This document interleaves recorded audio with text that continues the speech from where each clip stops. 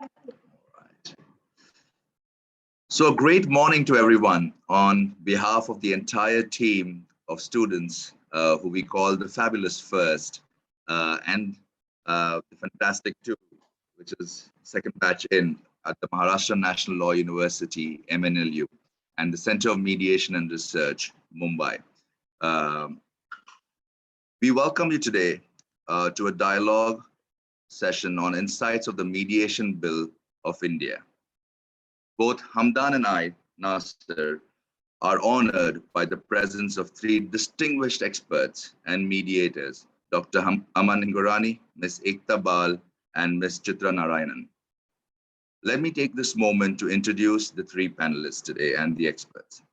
Dr. Hingorani is an advocate, a mediation trainer, and a mediator in the Supreme Court.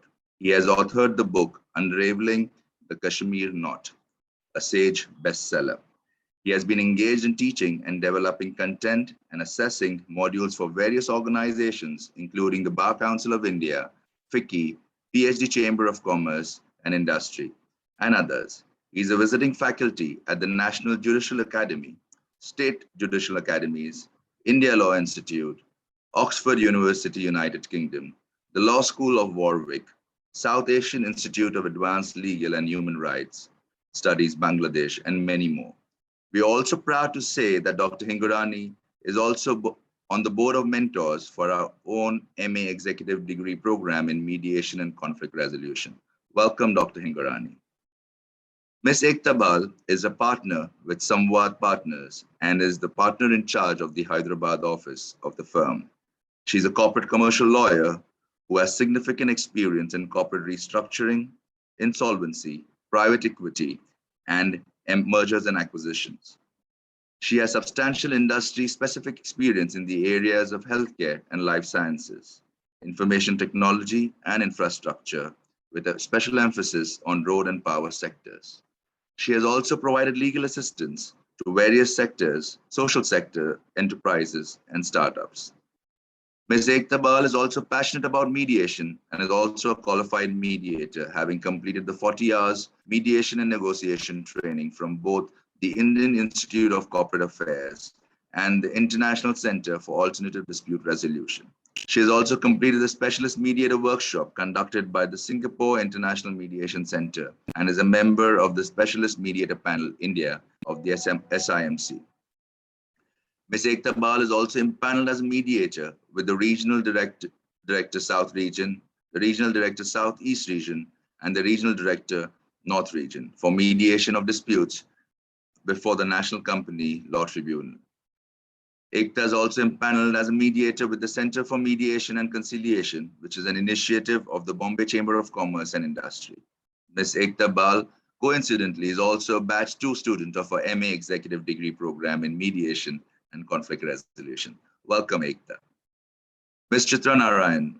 Ms. Chitra Narayanan is a lawyer and mediator with 25 years experience and has mediated commercial, corporate, labor, and family, including property and matrimonial disputes. She is a mediator with the Tamil Nadu Mediation and Conciliation Center, the Compliance Advisory Ombudsman of the World Bank Group, and the International Mediation Panel Office of the Ombudsman for the United Nations Funds and Programs. Additionally, she's a member of the National Committee of Mediators, constituted by the Mediation and Conciliation Project Committee of the Supreme Court of India to draft legislation for mediation in India. She's also a trustee of the FCDR, that's the Foundation for Comprehensive Dispute Resolution. Ms. Chitra Narayanan is also the author of the book Mediation, a policy and practice that covers in depth on the subject. Ms. Chitra Narayanan is also a faculty teaching a paper on the legal status of the mediation for our MA Executive Degree Program in mediation and conflict resolution, in which she covers the legal status of mediation in India and globally. Both Hamdan and I, along with our colleagues, were extremely lucky to go through her classes, and they were really, really interesting and insightful. So welcome, Chitra ma'am, on the panel. With that, Hamdan, I hand it over to you. Thanks, Nadir. So before we get into the dialogue session, I would like to briefly give a context of the mediation bill of India. The government of India has been taking various policy initiatives for promotion and strengthening of alternative dispute resolution mechanisms through amendment in existing laws and by enactments for facilitating quick disposal of disputes outside of traditional court systems. As a continuation of this exercise, bringing a standalone law on mediation is currently being considered. A draft bill was circulated for public consultation in November 2021. In December 2021, the Union Law Minister tabled the draft mediation bill in the Parliament. Due to significant opposition, the bill was sent to the Parliamentary Standing Committees.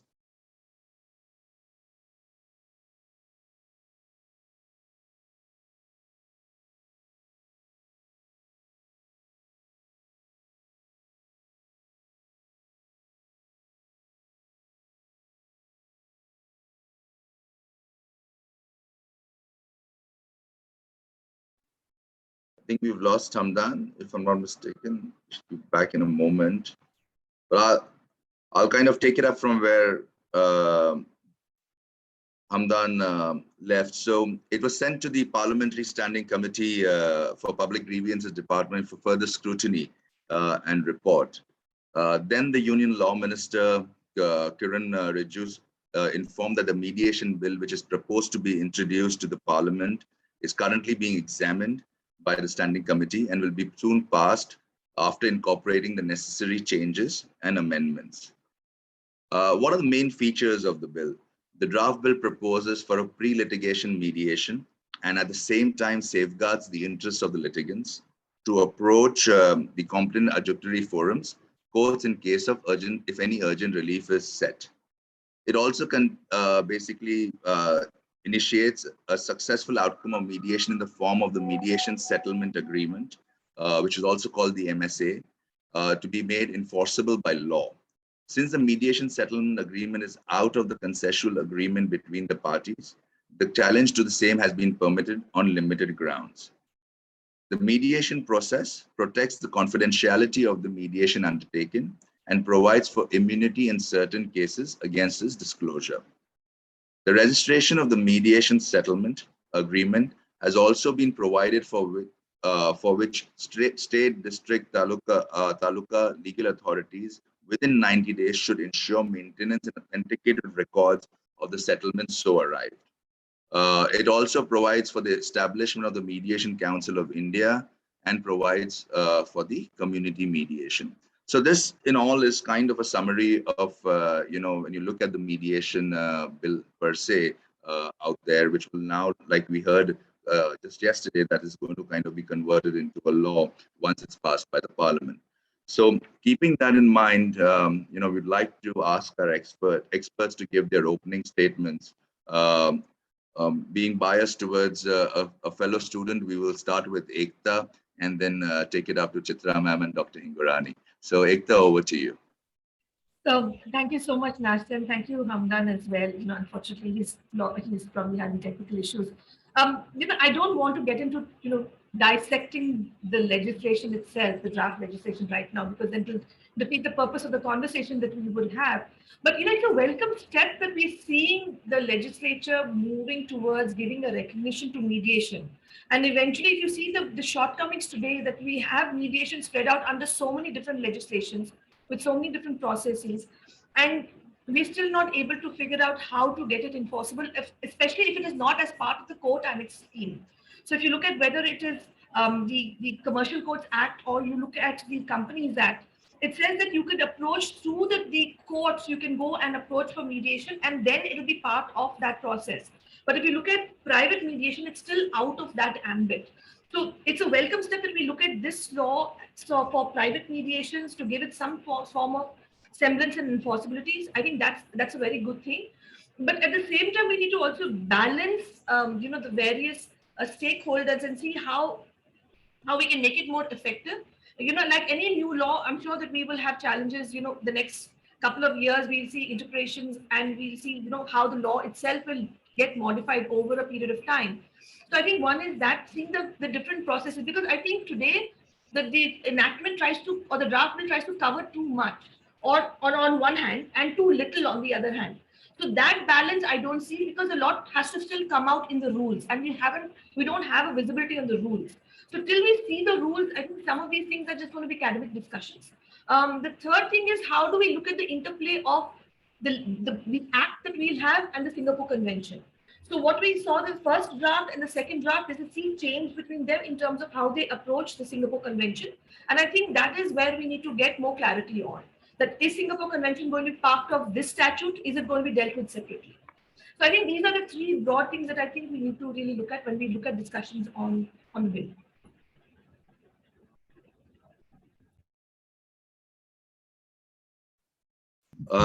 Thank you, Ekta.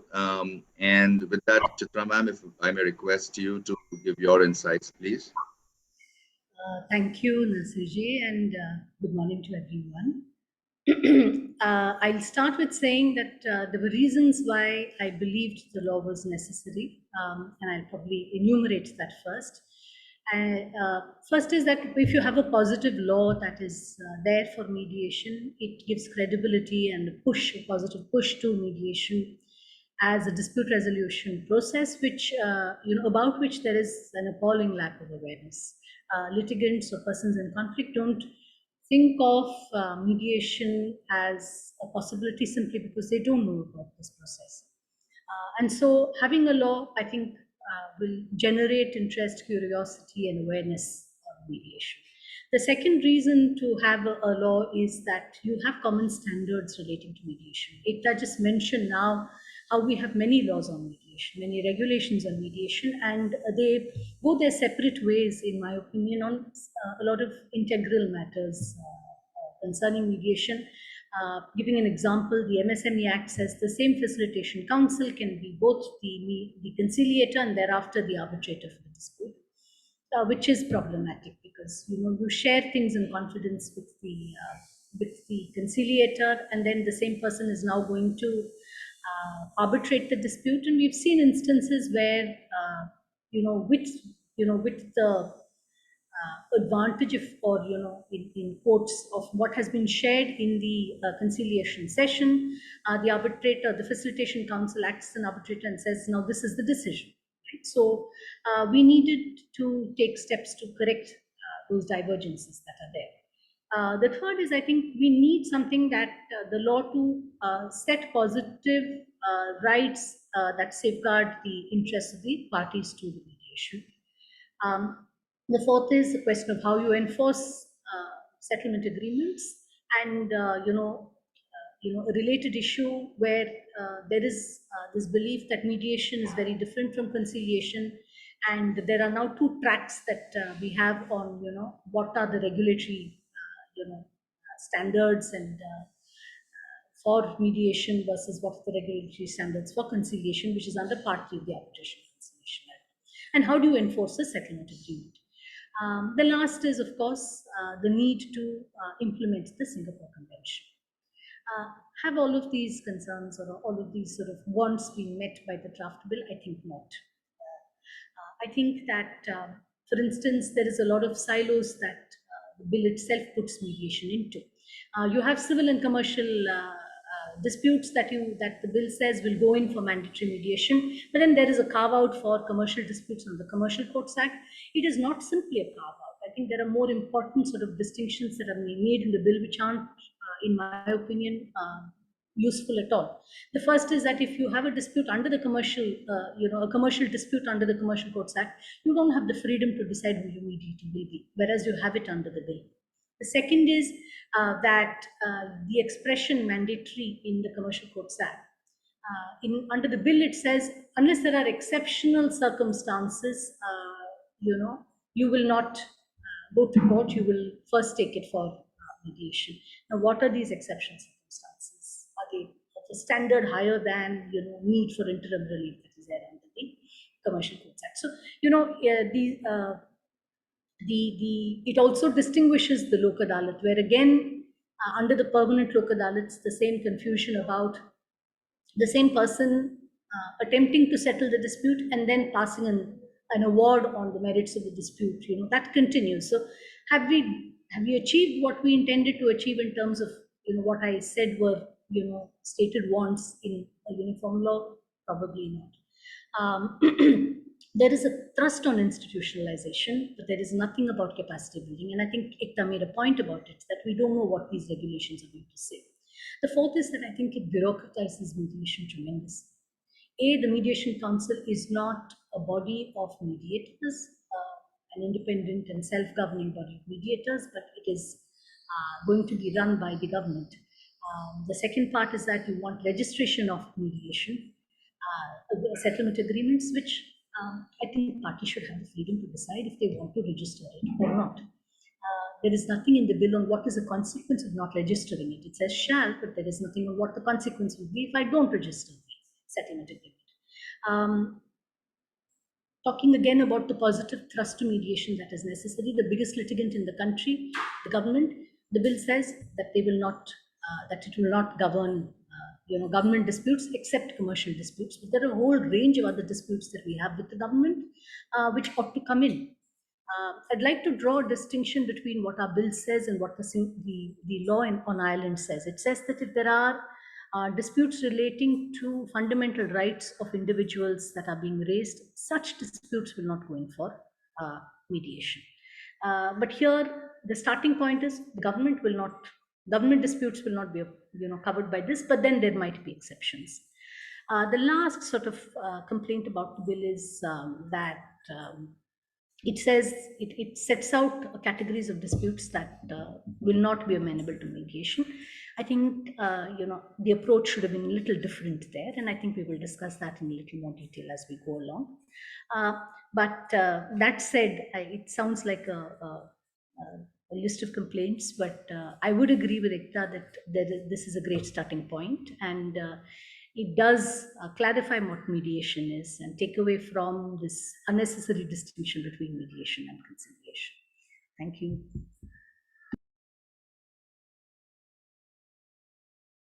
Thank you, ma'am. So on this note, I would like to invite Dr. Hingorani as well. I like to recall his article earlier. Do we really need a fresh and standalone mediation law?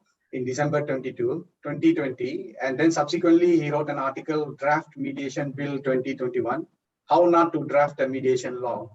So perhaps Dr. Hingorani can add up his perspective on this mediation bill. Thank you. Thank you so much, and good morning to all of you. I still maintain that this mediation bill serves as a good example how not to draft a mediation law. This bill is inherently flawed, and I'll explain why. I know these opening statements, we've been allocated about 15 minutes each. Since the others have taken less time, I can try to borrow their time. Now, if we start, I will dissect the act because you need to understand the scheme to see what is proposed to be made law. The very definition of mediation, all of us are students of mediation. We know mediator cannot impose a settlement. The very definition of mediation in Section 4 does not say so. It merely says that the party or the parties will request a third person referred to as a mediator or mediation service provider to assist them in the attempt to reach an amicable settlement of a dispute. The words which are in global practice, which are there in the Singapore Convention, that the mediator lacks authority to impose a settlement on the parties is missing in Section 4. Section 18, on the contrary, says that a mediator will inform the parties that he may not impose any settlement. The word is may. So the very definition of mediation is flawed. Then we move on to mandatory pre-litigation mediation. Now, I'm all for pre-litigation mediation. We do it regularly in Delhi High Court mediation centers. But this bill provides for pre-litigation mediation even for those parties who do not want mediation, unwilling parties. Parties who say we don't want to go for mediation, and it blocks the access to courts and tribunals across the board for all kinds of cases, except those mentioned in the first schedule. We'll deal with that later. The law basically says, even if you don't want mediation, you have to go for mediation. And Section 2025, Section 20 and Section 25 say, not only do you need to go for mediation, you have to sit there for at least 2 sessions against your choice. And if you don't sit there for 2 sessions and you have no reasonable cause for not sitting there, in subsequent litigation, you'll be penalized with costs. This in actual practice means that if A has a dispute against B and wants to go to a court, A cannot go to a court till he goes through those mediation sessions, which may take months. So for months, your access to courts and tribunals are blocked. Section 8 of the bill says that there are exceptional circumstances, then you can go to the court. So on one hand, you block a person from going to the court or tribunal. On the other hand, you give them an opportunity to go to court pleading exceptional circumstances. Now this entire approach is inexplicable for several reasons. First of all, blocking a citizen from going to a tribunal or a court across the board is unconstitutional. You can't substitute a judicial determination, adjudication with a voluntary process. It violates the doctrine of separation of powers. You can't take cases out of the course of adjudication, whether by a court or a tribunal. Parliament has no power to do that. Secondly, it defies comprehension how it will reduce arrears. Everyone will try to come and say our case is exceptional circumstance. So they'll have parallel proceedings, mediation, as well as Section 8 proceedings, pleading exceptional circumstances. Since no appeal has been provided for, that litigant will then go under Article 2 to 7 to the High Court, up to under Article 136 to the Supreme Court. So this is going to add to the arrears and pendency of cases, not going to reduce it. Then again, what is exceptional circumstances not been mentioned, as been already talked about. But if you think about it, there's no appeal being provided from an order passed under Section 8. In our jurisprudence, in current jurisprudence, you must have a right of, even if right of appeal is a creation of a statute, at least one right of appeal on facts is integral to fair procedure and natural justice. Section 8 would be hit by Article 21. There's no right of appeal.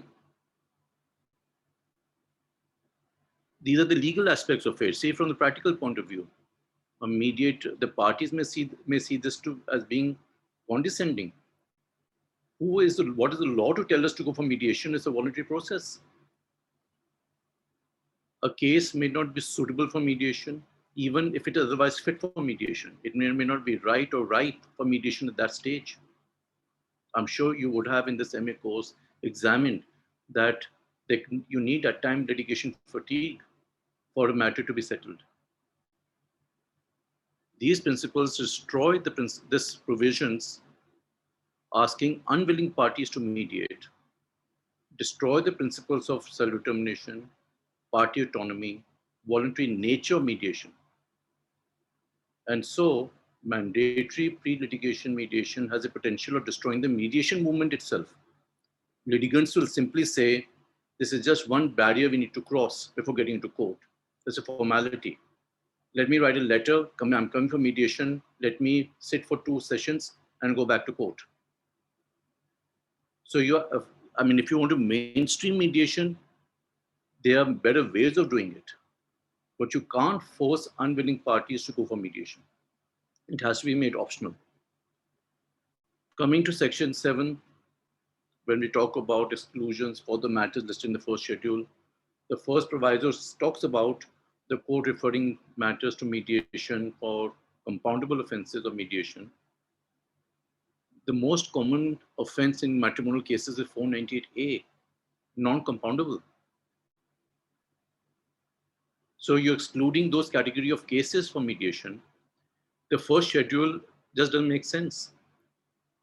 First schedule says in serial number 2, disputes involving allegations of serious and specific fraud, fabrication of documents, forgery, impersonation, coercion, these can't be sent for mediation. These allegations are routine in commercial matters, in contractual matters, in company matters. That means these matters can't go for mediation. Serial number 4 in the first schedule says disputes involving prosecution of criminal offenses. Now there's a distinction between a murder, rape, dacoity. That can't be sent for mediation. But what about check bouncing? What about electricity theft? What about municipal offenses? So even these are excluded from mediation. When we go on to the section 18, the very role of a mediator. In this particular course, we had introduced a concept of restorative justice practices in mediation. I'm sure you would have gone through it. Go through section 18, there's not a whisper of the word restorative justice. It's not even the role of a mediator as per this bill. Now, if you see the scheme of this particular bill, it basically puts mediation, whether private or institutional, on one footing, court mediation on a separate footing, mediation before Lok Adalat on a third footing. These distinctions are maintained out here. So this bill effectively deals with private mediations, whether institutional or private, by individual or by institution. If that is the position, then why do we have a time limit in section 21, which says that you must complete mediation within a year, 180 days plus 180 days. A goes to B, A and B are agreeable to go for a mediation. I'm the mediator. Parties agree to sell a property, say, within 1 year's time. Market condition is bad. We had COVID pandemic. Mediation goes into 2 years. A is willing to mediate. B is willing to mediate. I, as a mediator, am willing to offer my facility as a mediator. Why should there be a time limit at all? It just doesn't make sense. What's the problem with the government or the legislature to say conclude mediation within 1 year? Why? Move on, particularly these distinctions which we have of court annex mediation, Lok Adalat, and private mediations. These are section 22, 26, section 27, and section 7. If you see the entire scheme, by perpetuating these distinctions, you are perpetuating the flaw, the mistake, in my view, which the Supreme Court had committed in AFCON judgment, which was 2010, which has said that in a court annex mediation, a mediator is deemed to be a Lok Adalat, complete with powers under section 22 of the Legal Service Authorities Act, which means a mediator can summon documents, record evidence. It's a court proceeding. These principles go against every conceivable notion of mediation anywhere in the world. This consequence, which was completely baffling, is perpetuated by this bill. Similarly, even on the status of the mediated settlement agreement,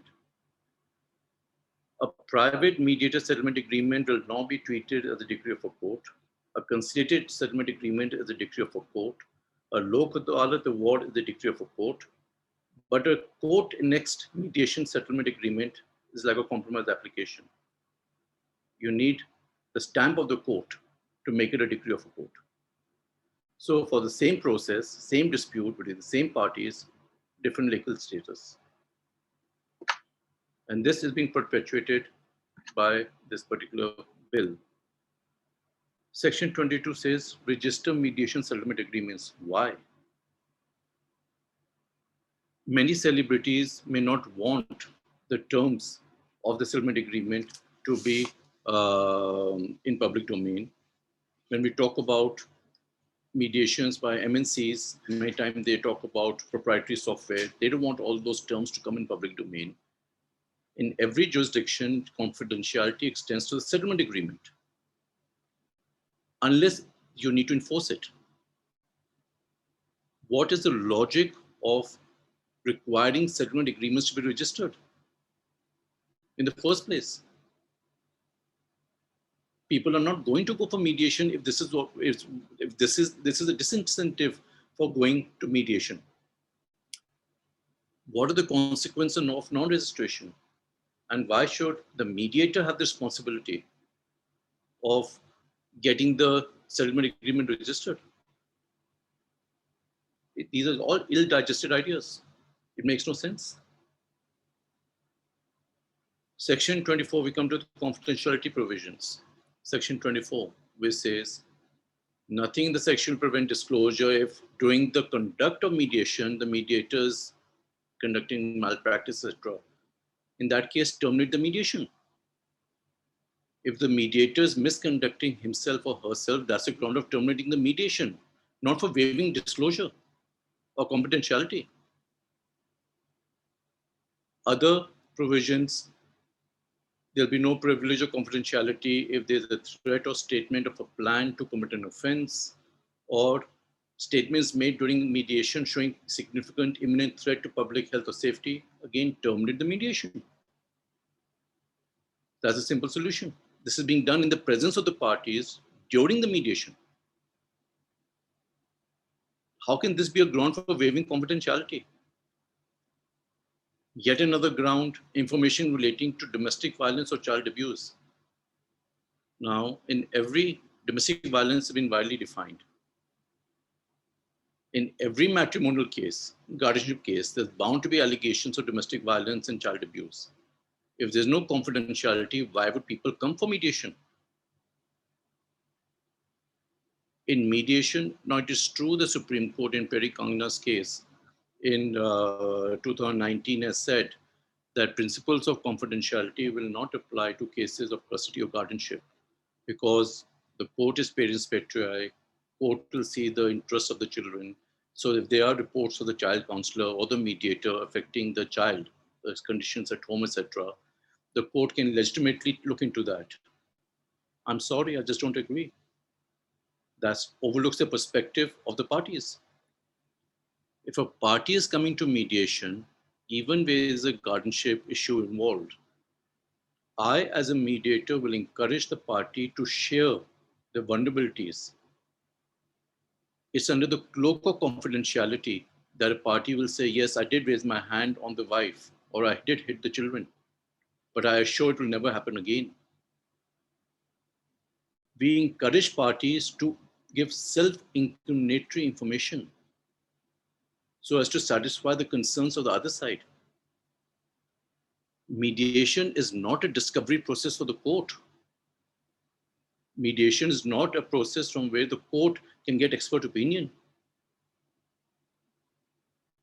If a party feels whatever I'm going to share with the mediator or the child counselor will find its way to the judge who will hold that information against me, then why would the party confide?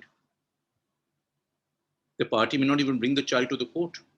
And if the court says, take the child for the mediator, you bring an element of force that defeats the very purpose of mediation. So you have diluted, actually you have destroyed confidentiality by this particular bill. Incidentally, even provisions like Section 70, which are in the Conciliation Act, as basic as when a party says, do not disclose this information to the other side, the conciliator cannot disclose it. Even those provisions are not there in this mediation bill. It's as basic as that, those flaws are there. You mentioned, there was a mention about challenge of a mediation settlement agreement, Section 29, grounds like fraud, corruption, impersonation. Challenge, they say, is going to be there for 90 days. Within 90 days from the date the party has received a settlement agreement, which can be extended by another 90 days. So if I am a party and I discover fraud after 6 months, I can't challenge the settlement agreement. Our lawmakers seem to have overlooked that fraud vitiates everything. It unravels everything.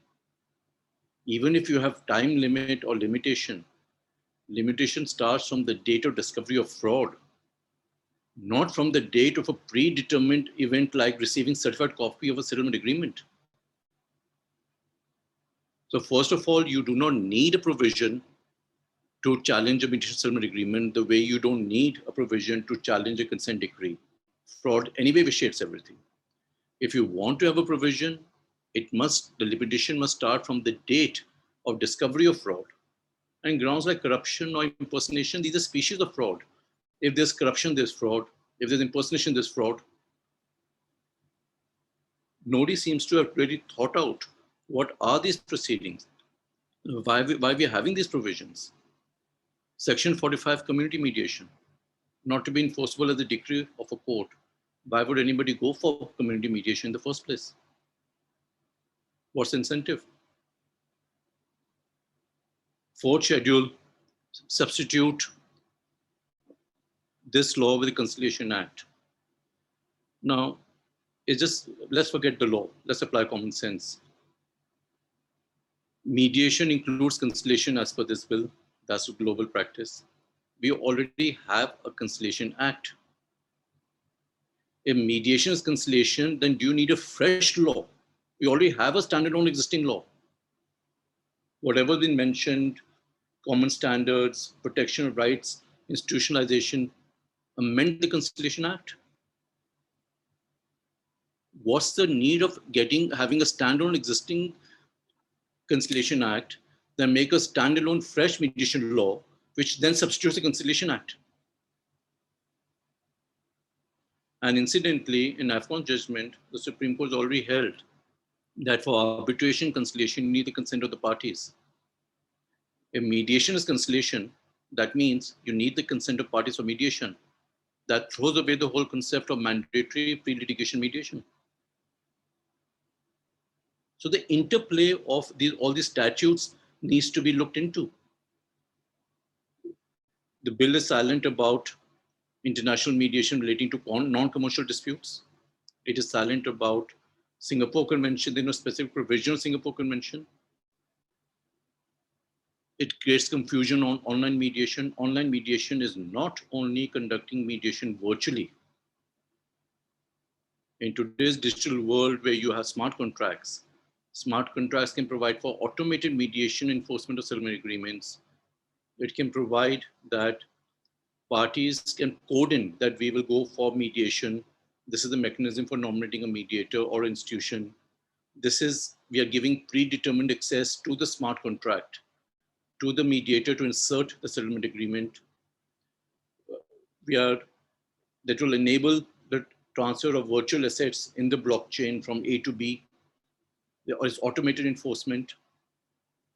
Does the bill even contemplate, we talk about digital rupee, does the bill even contemplate these aspects? And if so, what are the ramifications for other statutes?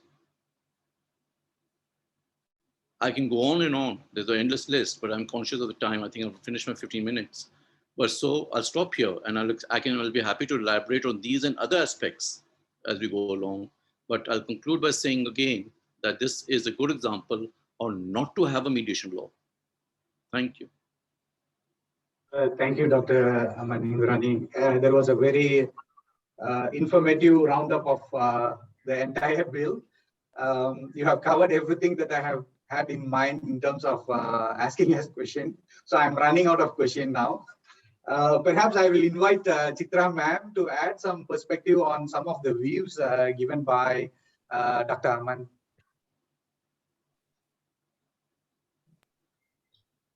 Thank you. That was very extensive and comprehensive. Thank you so much for that. A couple of sort of immediate responses to what he said. And the first was on, do we need a standalone law? I do agree with what he said on, can we not amend Part 3 of the Arbitration Conciliation Act and add the missing parts to Part 3? Yes, we can do that. But I believe that mediation is a very different process from arbitration. And I think it bodes well for our understanding and for awareness and for drawing these distinctions, that we take Part 3 out of the Arbitration Conciliation Act and put it in a separate amendment. I think that's important. But as to his points on why can't we make the changes in a draft law that we have, in a law that we have, yes, I would agree with him that we could have worked with that as a framework. Because you see that provisions relating to confidentiality and privilege, have been fairly well defined in Part 3 of the Arbitration Conciliation. The second point that I wanted to speak about with respect to what he said was on the issue of confidentiality. I take the view that confidentiality cannot be an absolute value. And I see confidentiality, volition,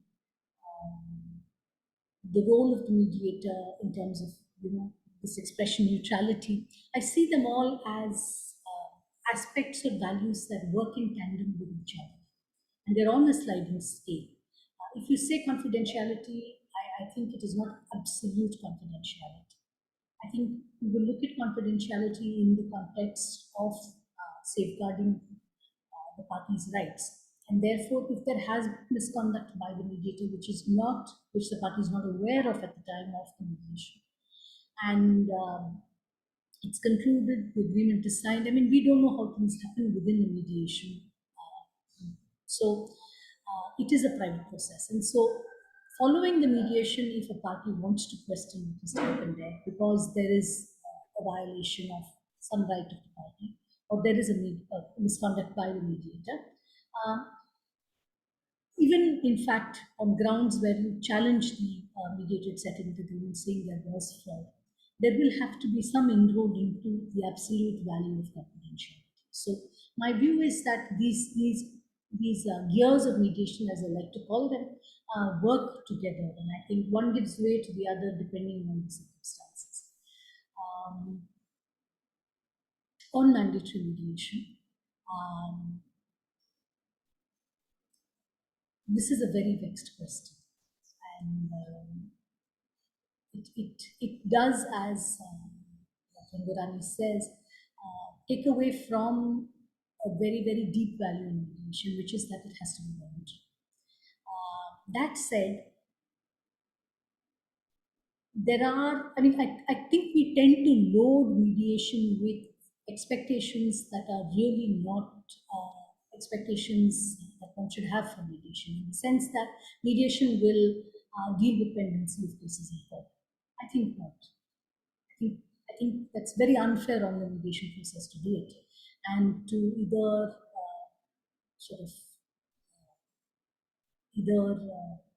drag down the mediation process because it's not doing enough in that regard, or there aren't enough successful mediations. All of this are problematic in mediation. But that said, I think steps that may be taken as independent policy measures to either mandate mediation or have a court-annexed institution for mediation where parties have the option of going for mediation either before they file their case or while the case is pending in court. Those policy measures that try to use the mediation process to sort of help with what is pending in court, I think that's useful. Therefore, I would think you can mandate mediation, but I think we should mandate it in very narrow cases. And I think you need to evaluate how this is working, and then decide on whether you wish to continue with it, or whether you would wish to extend it to other areas of disputes, and how so. So my immediate responses are these two. Thank you. Thank you, ma'am. I think Ekta ma'am has something to add on to it as well. I would invite her to provide her feedback. I think before I get into a few of the smaller issues, I think the two things are, whether you look at a standalone mediation law, and Aman, you've set out very valid points there. But the way I look at it is a rose by any other name is still a rose, whether I have it as a standalone legislation or as amendment to to the Arbitration Conciliation Act. Eventually, what the provisions do, that becomes relevant. It's not about saying should it be standalone, should be part of an existing the legislation. And there are pros and cons of both. The advantage of it being part of an Arbitration Conciliation Act is we've seen judicial scrutiny of some of those provisions. So, that gives us some element of comfort that we've come a long way since the enactment itself happened. Having said that, conciliation as part of the Arbitration and Conciliation Act is still not widely used. So even if you look at, private mediations, etc., we're trying to use them now, but it's still not as widespread as the arbitration itself. So somewhere conciliation is lost, in the entire enactment. Secondly is when you put arbitration and conciliation in the same room, um, it depends on who will focus be on conciliation, will focus be on arbitration. Will people, like even today when somebody says, oh, arbitration and conciliation is the same thing. So one is, by having it as part of the Arbitration Conciliation Act, do the litigants really know what conciliation or mediation is? Do they take it as an extended form of arbitration? Will that help if you have a standalone legislation? So again, here it's not really about enforceability of it, because eventually the provisions have to read and have the same purpose eventually. I could do it by amending, I could have it as standalone. But how do I talk to people who are going to use it? And one view is that if I have it as a standalone mediation bill, I can actually say this is mediation and is not linked to arbitration. It is not an outcome of arbitration. It's not something that is tied into arbitration. So therefore, having a standalone bill does make sense. Convenience, because I'm used to Arbitration Conciliation Act, it sits in my mind as a lawyer better. Yes, Arbitration Conciliation Act, we could just have amended it because we've just done that. So that's one way to look at how you look at, having separate laws vis-a-vis the same law. The second thing is when you come to compulsory pre-litigation mediation, and I'd like to just take a step back. I know we call it compulsory pre-litigation mediation, but is it really that? And if you get back and see what is the purpose of having that 1 or 2 sessions, it's not saying you have to sit through the entire mediation. Why do I have that? I could have just called it counseling. I could have called it litigation counseling. I could have called it n number of things to get the parties to talk to each other. Eventually, if you look at it, it's getting people at one board and saying, hey, you don't talk, why don't you see if talking works? And there's somebody out there to try to facilitate it. So if you look at it from that perspective, is it still mandatory mediation, in terms of them setting it into a process? Or is it that the purpose is that I'm actually getting people to see that, you can still try to reconcile. You don't have to go through the entire field of litigation. Like even the 2 sittings, people can just, if they want to litigate, nothing stops them. They can just go and sit there for 2 sessions. And it doesn't necessarily need to be months. And it's a voluntary process, the bill, etc. And I know there are the provisions there, and as Aman pointed out, there are lots of things there that need to be probably ironed out. Some might get ironed out when we see the final form. Some might get ironed out in the rules we see. Some might get ironed out, as judicial precedents, in the next couple of years. And I'm hoping that they do get ironed out eventually, because that's in the interest of parties. Otherwise, today we all have questions. For me, when I look at mediation, and I'll go even a step behind. If you look at around 2015-16, every high court in the country formulated ADR rules. The court had the power to sit and see that if there was elements of settlement, to refer parties to mediation, to other ADR mechanisms, so that they're not tied into the process of court adversarial system of resolving issues. Some states have used that wisely, and we've seen higher results coming out of that through through settlements, maybe mediation, maybe negotiations, where courts are saying, I want you to go try and settle and come. They've done through mediation in a formal process. They've sometimes appointed senior lawyers who was probably floating around the courtroom and saying, why don't you see they can actually settle out instead of being part of this process. But that was something that was already there. That's already part of the system, but it's not being used formally. And if you talk about mediation, yes, we can say, why should I go to it? But how many litigants really know mediation? How many of them are aware of what it could do? Very, very, very few. Today, if I talk to a client, who could be savvy, who could be, who has very good in-house counsel, and they're like, I don't know mediation. I don't understand mediation. How do you bring that knowledge? And if you see what has happened around the world where they've introduced mandatory pre-litigation mediation, is that parties have become more sensitized. So today, even if there is mandatory mediation, parties are more willing. So is it that we're using mandatory pre-litigation mediation the way we understand it, only to sensitize parties and bring that awareness? So after a point, even if you don't have it as mandatory, you still have a significant number of parties using that as a mechanic for dispute resolution. I think these are 2 things that, large things that I looked at.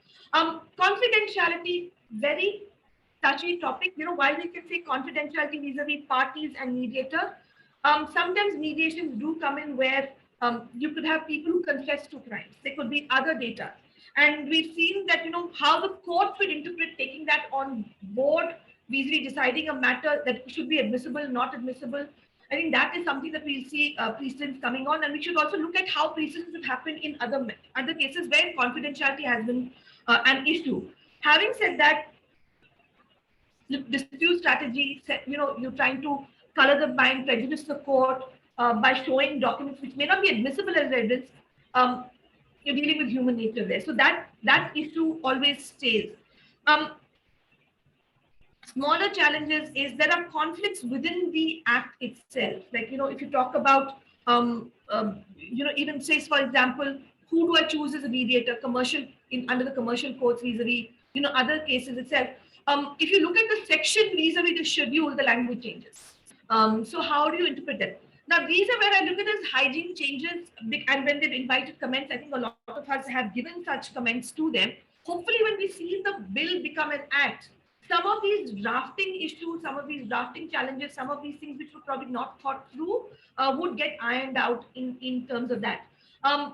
They try to, bring together laws. And as Chitra, rightly said, MSME Act, you have the same person sitting as arbitrator mediator. That has actually gotten into the mediation bill as well. So if you look at the schedule, the Mediation Facilitation Council can sit as an arbitrator and a mediator. Now, those again, when you look at critiquing certain provisions, these need to be critiqued so that the amendments can happen to the draft bill itself, so that when we see a law, we don't see some of those inconsistencies within the provisions of the act itself. Now, when I look at registration, and I'm very against the concept of registration, but when we were talking about or debating challenges with the bill and registration, one we know is that registration is trying to get us statistics. One is it's not, and if you look at the bill itself, it says non-registration will not take away the enforceability of a mediation.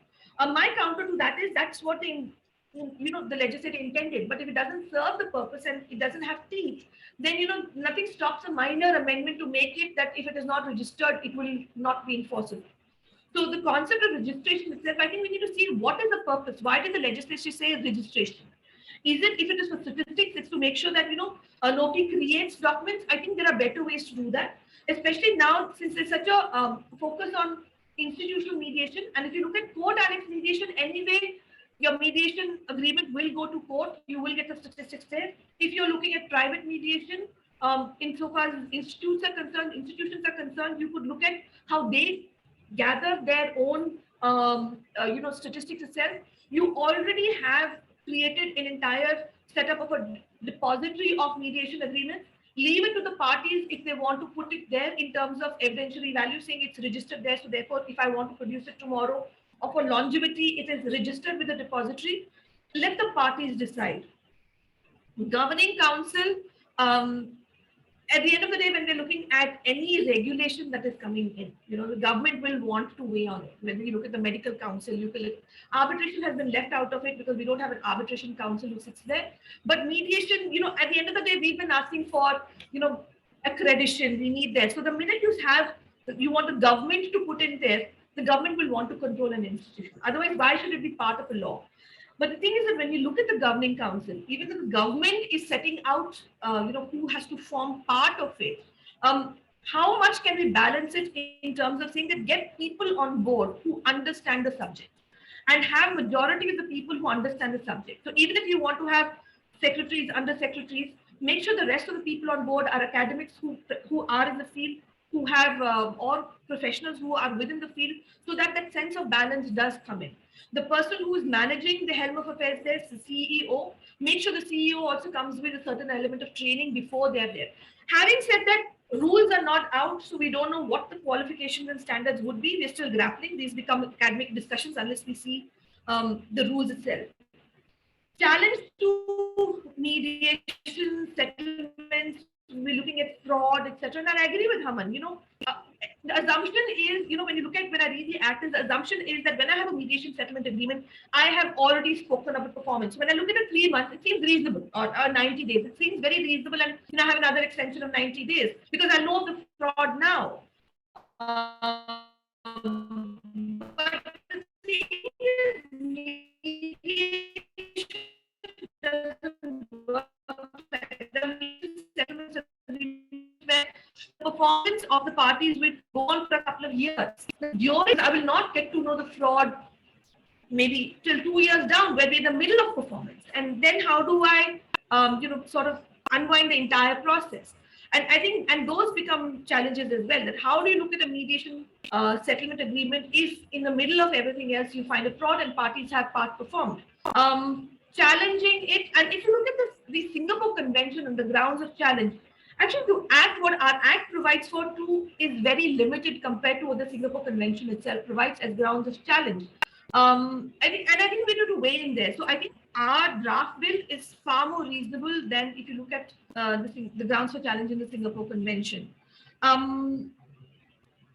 International mediations. Today, the bill talks about only mediations that happen in India. And I know we're talking about what is international mediation and it only recognizes commercial mediation. But if you read what it's in India and all the parties are Indian, or it also says that the parties have agreed to to have a mediation conducted under this act.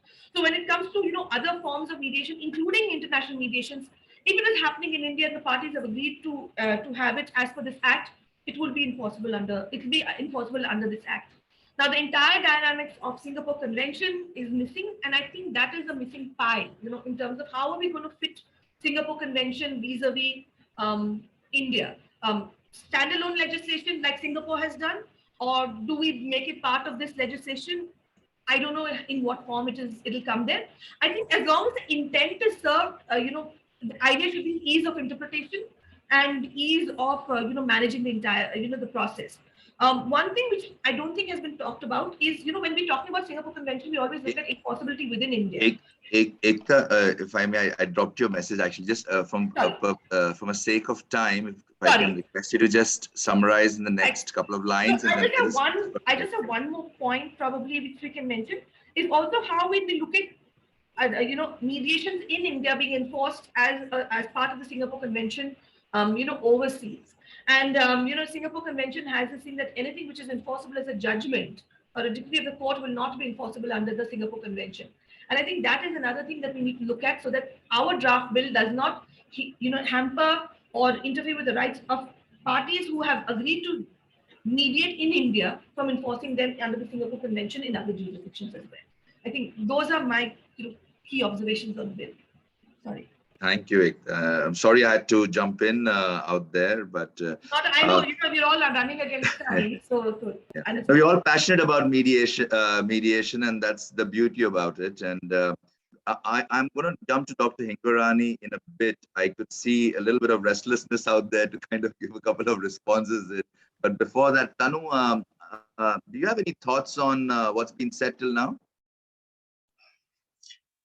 Okay, thank you, Nasir. And wow, what a lovely discussion this is.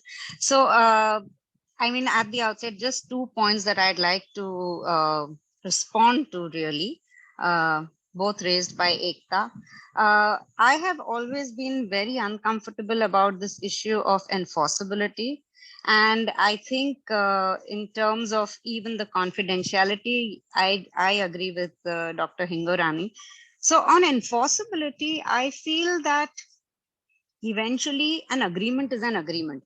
Whether it came out of a mediation, whether it came out of a direct conversation, whatever it is, an agreement is an agreement, and you have your own ways of getting it implemented, getting it enforced. So there can't be a separate, architecture for a mediation settlement agreement. I mean, bringing all these new terms, mediated settlement agreement, arbitrated settlement agreement, or arbitrated agreement, I think those are just complicating the issues. The other thing is when Ekta mentioned, how do we tell litigants that there is this option to mediate? I don't think litigants need to be told that there is an option to mediate by bringing in a law and making it mandatory. Anything that is popular culture-wise is adopted. We have to make mediation a popular, culturally accepted mode of dispute resolution. In India, often, I think, we've done this to death, really. We try to bring social change via legislation, and it gets abused massively. Whether it was a simple thing like a dowry law or anything else, we tend to see abuse of law whenever we see law trying to bring social change. I think I would have been far more happier if we'd have allowed a culture of mediation to be built, a culture where parties automatically accept that no, we'd rather go for mediation first and then try other forms of dispute resolution. And once we had built, suppose we had built that culture, nothing could have stopped anybody from going to mediation. So I'm not in favor of, bringing mandatory mediation. You have to allow people to choose. And if they don't know, well, bring awareness. You don't need to bring law to tell them, listen, you have to do it, because only when you do it, you will see what is good and what is bad. Two things there. I think I'd rather give the mic back to Aman, because I'm sure there's so much more to be said, but just these two responses. Thank you. Thank you, Tanu. Dr. Hingorani, over to you. Well, I do want to leave the floor open to have questions from the participants. And so I'll be very brief.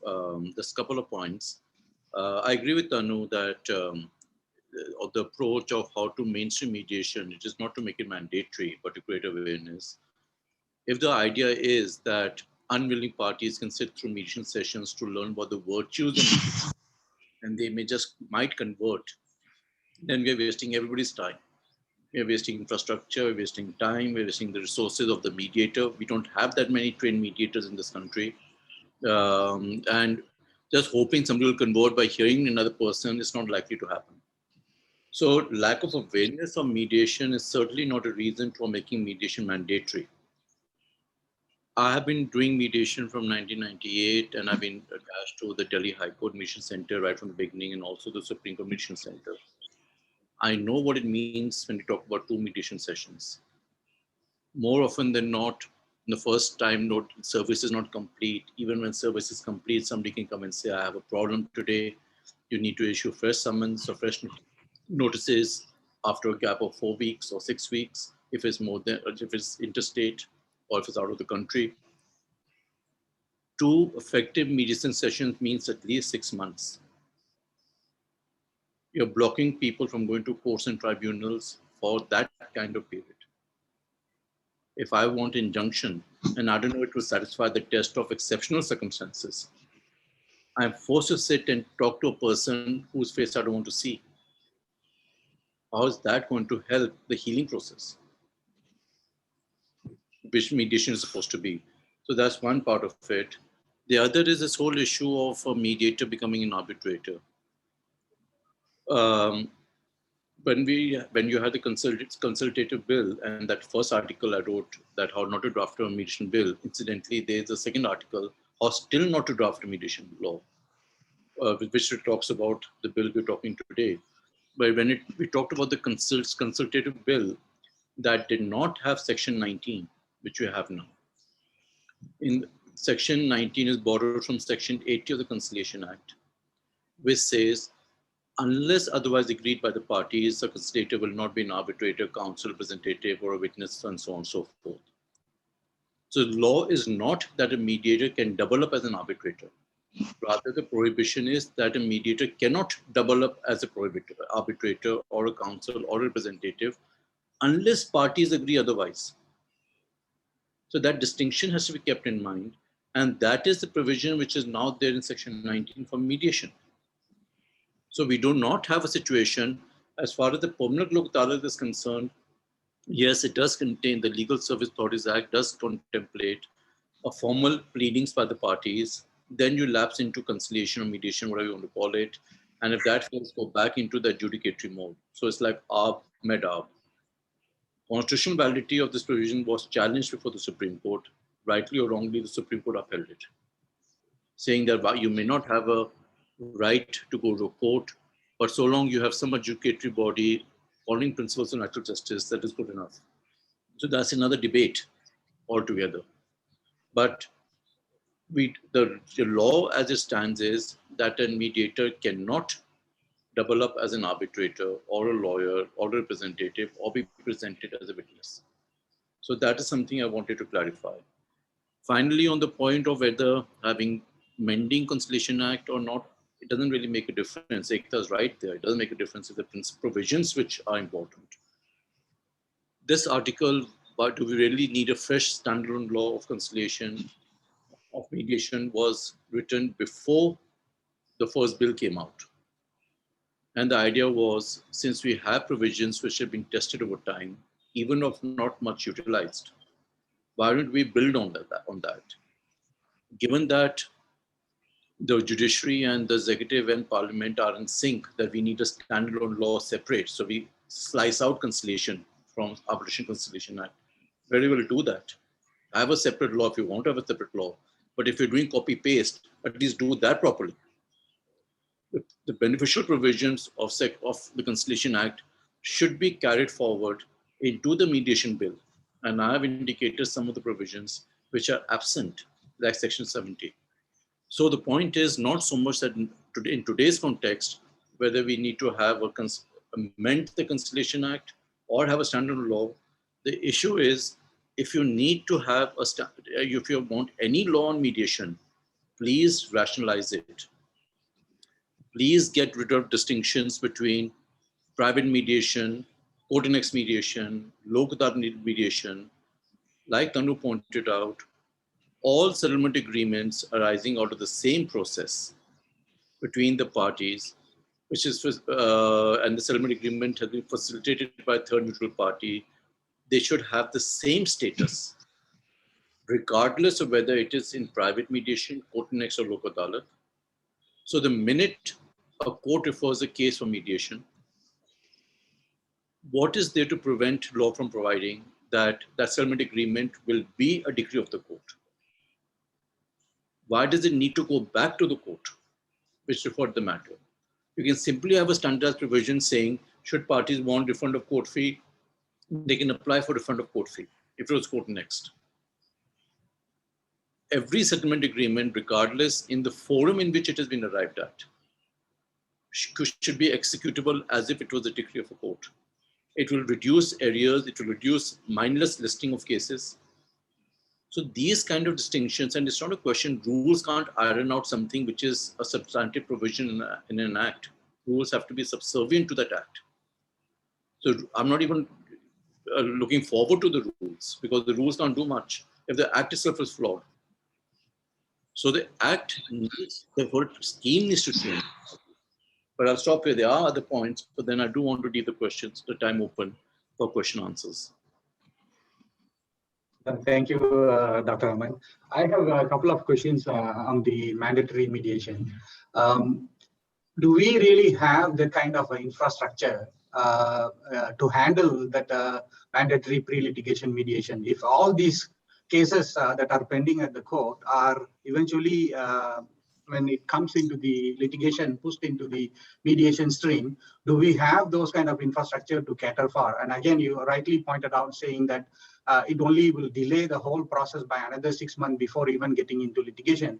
That's one question. The other question I have is, there is no mention about anything related to a mediator qualification.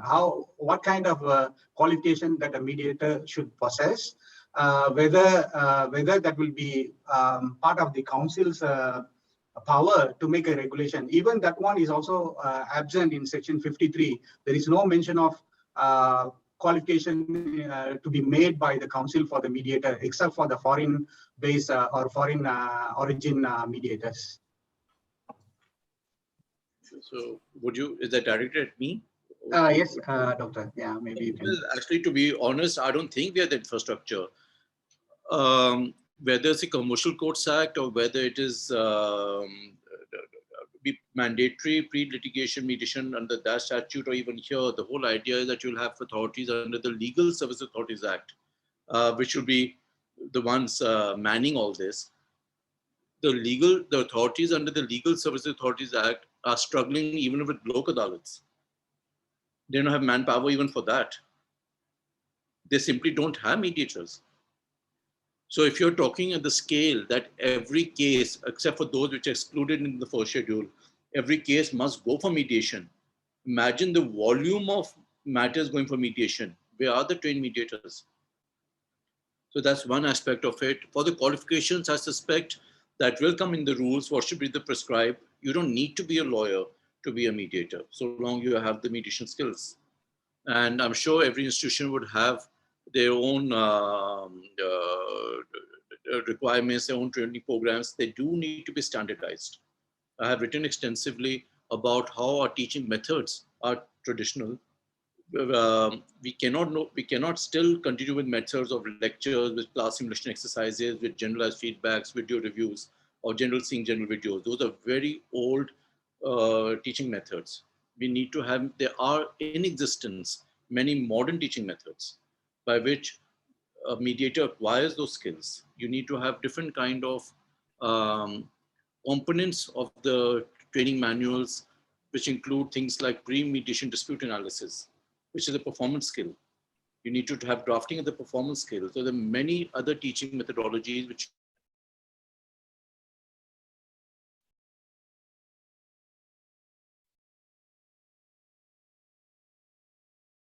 We lost the connection.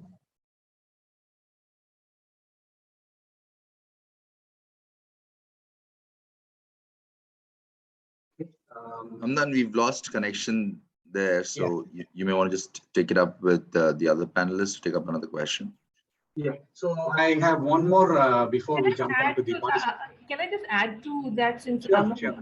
Yes, so okay, one thing I agree with him. See, the issue is, one is, when you talk about mandatory mediation, I think a large issue comes in terms of time as well, because if you don't have infrastructure, that adds to delays rather than just the fact of having 2 consecutive meetings. If 2 consecutive meetings happened over 2 days, a lot of parties won't have an issue. But if it spans over 6 months because the infrastructure can't handle it, that becomes a challenge.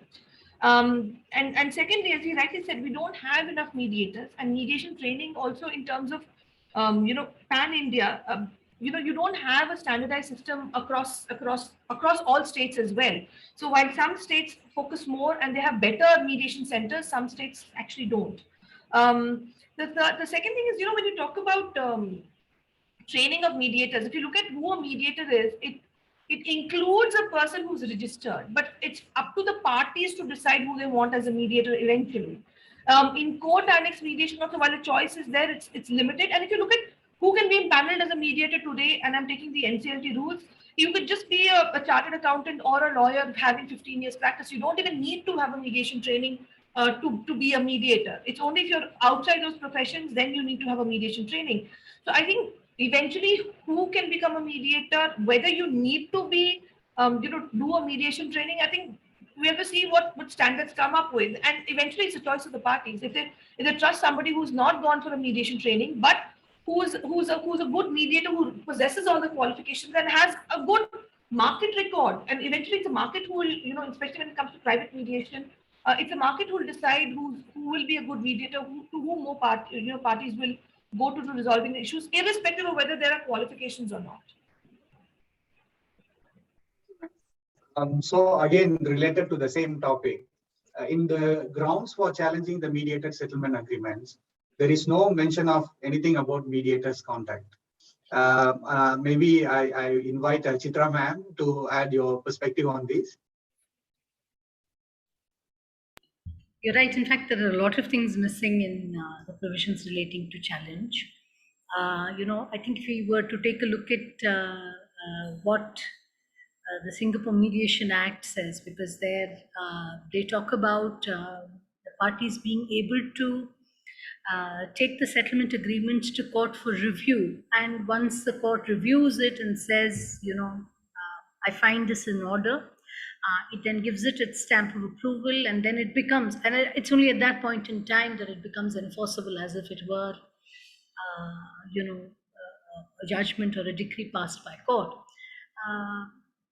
That's a midway, halfway house between just saying any mediated settlement agreement will be, perforce enforceable, as if it were a decree of court.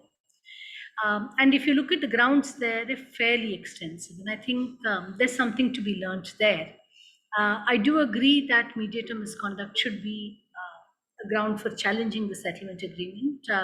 I think the Singapore Convention gives us a good guidance on how that could be achieved without, overstating the case for challenge, but acknowledging that there could be an issue with the way the mediator has conducted the mediation. So for sure, that's ground that we could add to the settlement agreement. I just want to sort of say something about, the mediated settlement agreement being enforceable as if it were a decree of court, versus leaving it as an agreement where parties then, take it as if it is a contract and then have to first prove A, that there was a relationship, B, that certain disputes arose, C, that they participated in mediation, D, this was the agreement that they entered into, E, there is a breach of this agreement, F, please pass a decree declaring that there is a breach, then we move on to execution. I think we wanted to short circuit this entire sort of sequence of steps that parties need to take, because if I have to do this anyway, why am I mediating? I might as well take the dispute to court upfront without going through this entire process. So there is something to be said for that as well, versus what Tanu and Aman said, that why give this a special status? This is a discussion at the end of the day, but this is a discussion where we anticipate that there will be compromise, that there will be concessions made, that the agreement may not satisfy, what legal entitlements parties are, have. So I think there is some, I may be using a loose expression here, but I think there is a lot of balancing to be done here. I don't think we can speak about this in terms of absolutes at all. And to that end, I think the bill falls very short of of the effort that needed to go into this. Thank you. Thank you, Chitra ma'am. We're going to try and take a couple of questions in from the attendees. One that comes from Shweta Ajmera is, as mentioned by Aman, we don't need to be a lawyer, but the court refers the mediation matters to advocates only. Then how to take up mediation as a career? Any of the experts could jump in and answer that. I'll take a shot. Ajmera, I agree with you. It should be anyone, preferably, and not preferably, but it should be anyone that parties want, number one. B, if you're going to institutionalize it, then it must be someone who is trained in mediation, who should be a mediator and not be a lawyer. I think it's been an issue of coincidence that mediation relates to dispute resolution. Our initial work or efforts in institutionalizing mediation have been through the courts. There's not much else that has taken place anywhere else that we tend to think, and might I say it is a way of assuaging lawyers that, don't worry, you can also be mediators.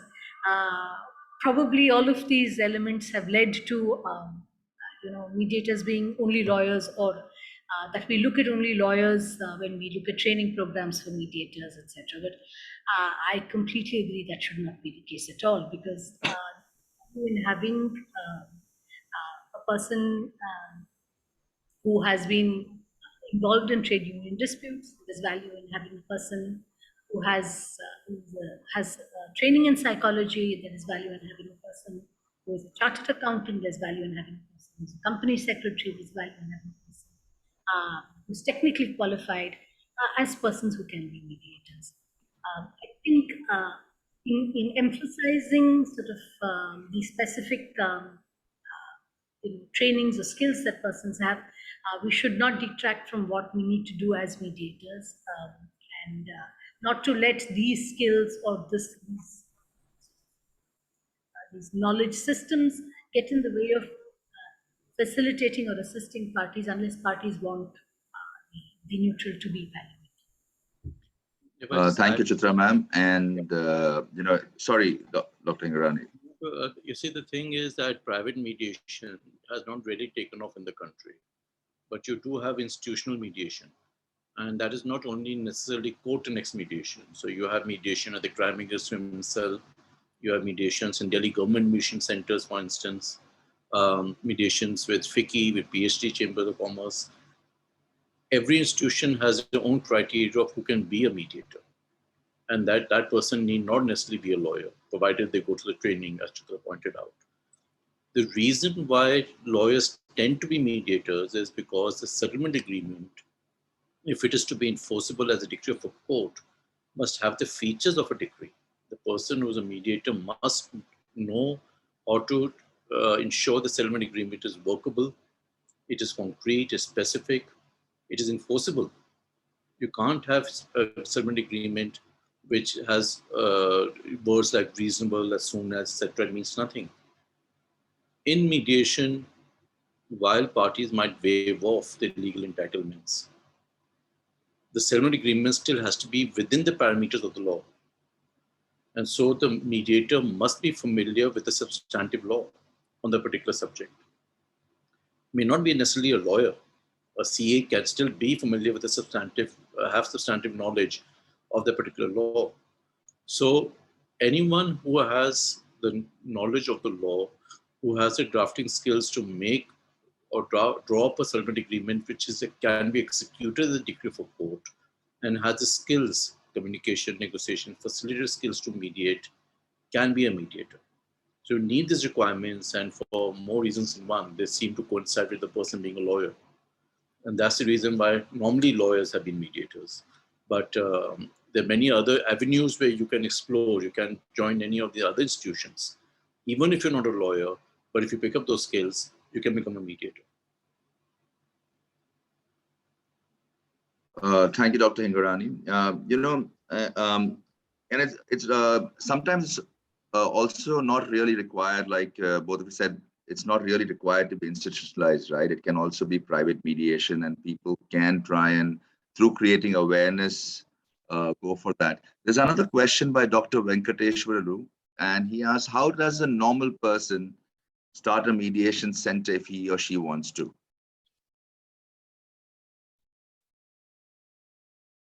Tanu, I see a smile on your face. Do you want to kind of take that? I think the answer is already there. I think Preeti has tried to answer it in the chat box. Would you like to read that? She's given a very simplistic answer, but not bad for a start. So Preeti says, for taking mediation as a career, what is needed firstly is bringing awareness. You can get yourself trained as a mediator, then prepare a web page, and then make yourself available for the forum of mediation, available for dispute resolution. My 2 cents. Thank you, Preeti. Thank you for sharing that. I hope that answers your question, Dr. Venkatesh. We've got. I'd like to add maybe one more, please. A couple of things. So there have been people, see, eventually to be a good mediator, you have to have credibility, right? I mean, people have to trust you that you could have all those qualities that are required in a mediator. My just saying that I'm going to be neutral and confidential does not make me credible.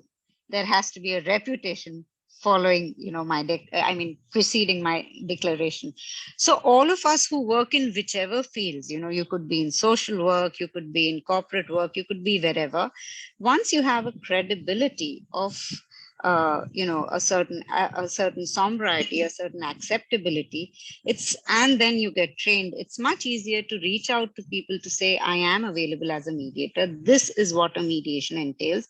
And in any ways, I mean, the way things are moving, mediation is a lot more visible now in media, in judiciary, across forums, across all kinds of organizations. So slowly one gets to build a career, by starting work within the area that we are in, wherever we are. That's all. And I'll second that, Tanu, because eventually if you look at mediation, feeds into our elements at different forms and levels. I'm a corporate commercial lawyer. So if I say I want to do community mediation, it's very far removed from what I do. So for me to build credibility there, is at the first instance is very difficult. So I work within my community, my circle, build the credibility, and then you take it wherever you want to do. If somebody who is in an organization, can you look at mediation at workplace mediations? So mediation itself has different elements and different spheres. So it actually depends on exactly what you want to do, rather than just saying, I want to be a mediator. Being a mediator, even mediator within the mediator, it's like, where are you looking at mediation? What is your immediate connect? Thank you, Ekta. We are running the clock at this moment of time. So Hamdan, if I may request you to do the vote of thanks. But just from my end to all the experts and Tanu and the attendees, thank you very, very much for a very, very insightful and interactive session. Hamdan, over to you. Certainly, this event has been a knowledge enriching experience to gain more in-depth knowledge of the Mediation Bill of India. We are thankful to Dr. Hengirani, Ms. Ekta Bal, and Ms. Chitra Narayan for their valuable insights on the bill, their valuable time and support contributed for this event. I also take this opportunity to thank the following members for their valuable guidance and contribution to this event.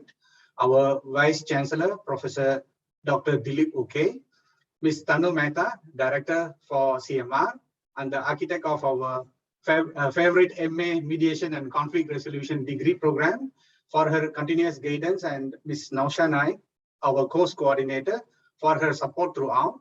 Last but not least, on behalf of MNLU Mumbai and the 2 batches of MA Mediation and Conflict Resolution degree program students, I'd like to thank all the attendees for this event. Thank you all. It has been a very wonderful session. Thank you. Thank you. Thank you. All the best. Thank you. Have a good Sunday. We will end the session. Yeah.